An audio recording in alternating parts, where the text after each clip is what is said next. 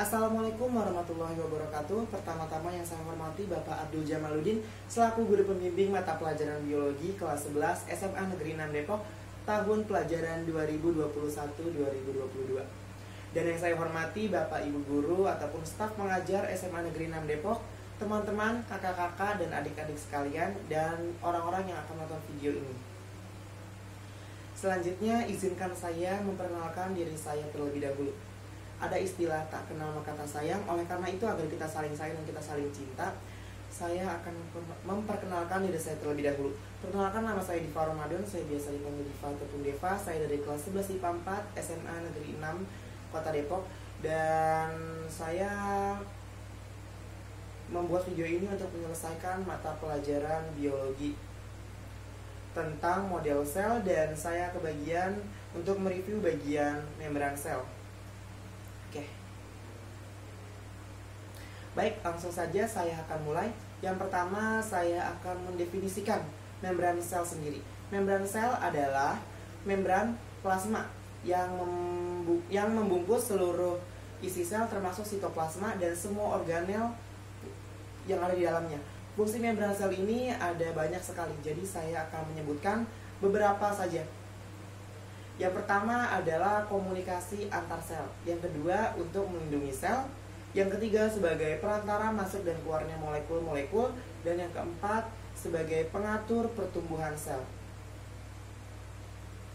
Banyak orang yang mengira membran sel itu sama dengan membran plasma, tetapi nyatanya mereka itu berbeda, karena membran plasma hanya mengelilingi organel individu tertentu di dalam sel. Contohnya seperti pada lisosom. Pada lisosom sendiri, membran plasma itu membungkus lisosom, sama halnya seperti membran sel yang membungkus isi sel. Namun membran plasma dan membran sel juga memiliki beberapa persamaan, yaitu yang pertama ada sama-sama sebagai pembatas dalam sel. Yang kedua, sama-sama terdiri dari wilayah fosfolipid, atau wilayah fosfolipid. Yang ketiga, mengatur masuk keluarnya molekul. Yang keempat, sebagai komunikasi antar sel. Dan yang kelima, sama-sama mengandung enzim ataupun mengandung protein. Dan selanjutnya ada perbedaan membran sel dan membran plasma. Yang pertama yaitu lokasi. Tadi sudah saya sebutkan, lokasi membran plasma hanya terdapat pada organel sel tertentu seperti pada lisosom. Sedangkan membran sel sendiri itu mengelilingi seluruh sel. Dan membran plasma juga tidak memiliki sebagai fungsi perlindungan, namun membran sel memiliki fungsi perlindungan. Fungsi perlindungan ini juga berfungsi untuk melindungi sel dari benturan ataupun pecahnya sel. Baik, langsung saja saya akan menjelaskan organel-organel atau organ-organ yang ada pada membran sel ini.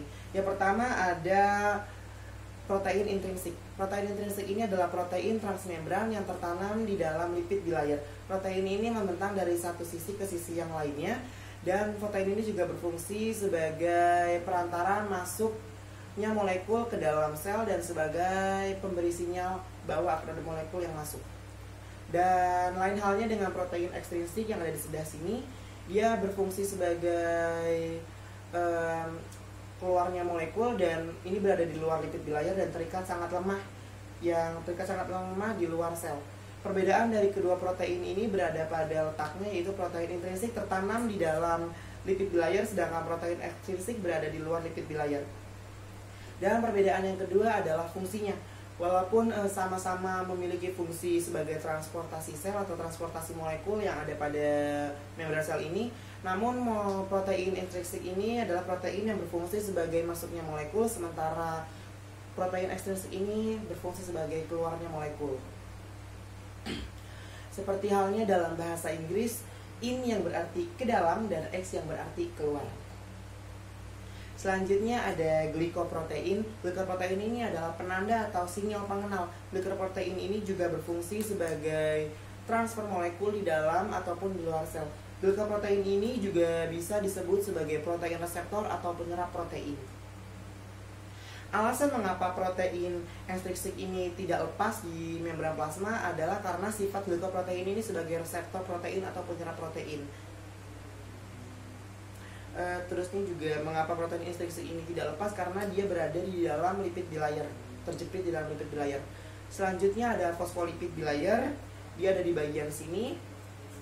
Fosfolipid bilayer ini bisa juga disebut dwi lapis fosfolipid. Dwi yang berarti dua dan lapis yang berarti lapisan. Fosfolipid bilayer ini berfungsi sebagai penghalang kebocoran molekul. Yang dimaksud adalah bisa dari kebocoran yang ada di luar maupun yang ada di dalam. Fosfolipid bilayer ini membungkus seluruh membran sel atau sebagai inti dari membran sel. Bilayer fosfolipid ini memiliki dua lapisan dan seperti sudah saya sebutkan tadi, yang pertama ada kepala fosfolipid bilayer bagian atas ataupun bagian dalam, maupun kepala fosfolipid bilayer bagian bawah ataupun bagian dalam. Selanjutnya ada kepala bilayer fosfolipid, karena dari tadi saya sudah menjelaskan tentang fosfolipid bilayer dan kepala bilayer fosfolipid. Jadi saya akan menjelaskan tentang kepala bilayer fosfolipid. Kepala bilayer fosfolipid ini ada di bagian atas atau di bagian luar ataupun dalam dari fosfolipid bilayer. Organel ini bersifat hidrofilik, yang berarti mudah sekali menyerap air.